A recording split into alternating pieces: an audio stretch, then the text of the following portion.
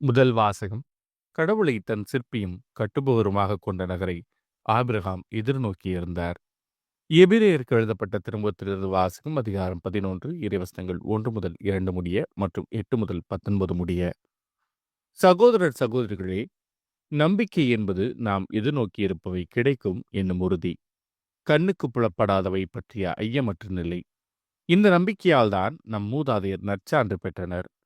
Abraham தாம் அழைக்கப்பட்ட போது கீழ்ப்படிந்து உரிமை பேராக பெறவிருந்த இடத்திற்கு சென்றதும் நம்பிக்கையினால்தான். தாம் எங்கே போக வேண்டும் என்று தெரியாதிருந்தும் அவர் புறப்பட்டு சென்றார். வாக்களிக்கப்பட்ட நாட்டில் அவர் குடியேறி ஓர் அந்நியரைப் போல வாழ்ந்தது நம்பிக்கையினாலேயே. அதே வாக்குறுதிக்கு உடன் உரிமையாளர்களான ஈசாக்குடனும் யாக்கோபுடனும் அவர் கூடாரங்களில் குடியிருந்தார்.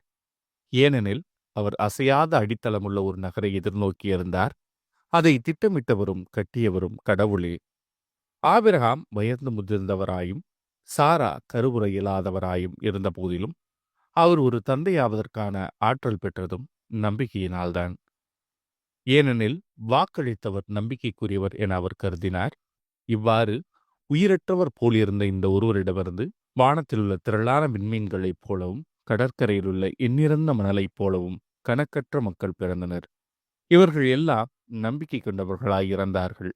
வாக்களிக்கப்பட்டவற்றை அவர்கள் பெறவில்லை எனினும் தொலையில் அவற்றை கண்டு மகிழ்ந்தார்கள்.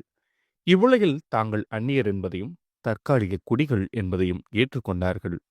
இவ்வாறு ஏற்றுக்கொள்வோர் தம்முடைய தாய் நாட்டை தேடிச் செல்வோர் என்பது தெளிவு. தாங்கள் விட்டு வந்த நாட்டை அவர்கள் நினைத்து கொண்டிருக்கவில்லை. அப்படி நினைத்திருந்தால் திரும்பிச் செல்ல அவர்களுக்கு வாய்ப்பு கிடைத்திருக்கும். ஆனால் அவர்கள் சிறப்பான ஒரு நாட்டை, அதாவது விண்ணக நாட்டையே நாடுகிறார்கள். அதனால்தான் கடவுளும் தம்மை அவர்களுடைய கடவுள் என்று அழைத்து கொள்ள வெட்கப்படவில்லை. அவர்களுக்கென அவர் ஒரு நகரை ஆயத்தப்படுத்தியுள்ளார். ஆபிரகாம் சோதிக்கப்பட்ட போது ஈசாக்கை பலியிட துணிந்தது நம்பிக்கையினால்தான். ஈசாக்கின் மூலமே உன் வழிபரவு விளங்கும் என்ற வாக்குறுதியை அவர் பெற்றிருந்த போதிலும் அவர் தம் ஒரே மகனை பலியிட முன்வந்தார்.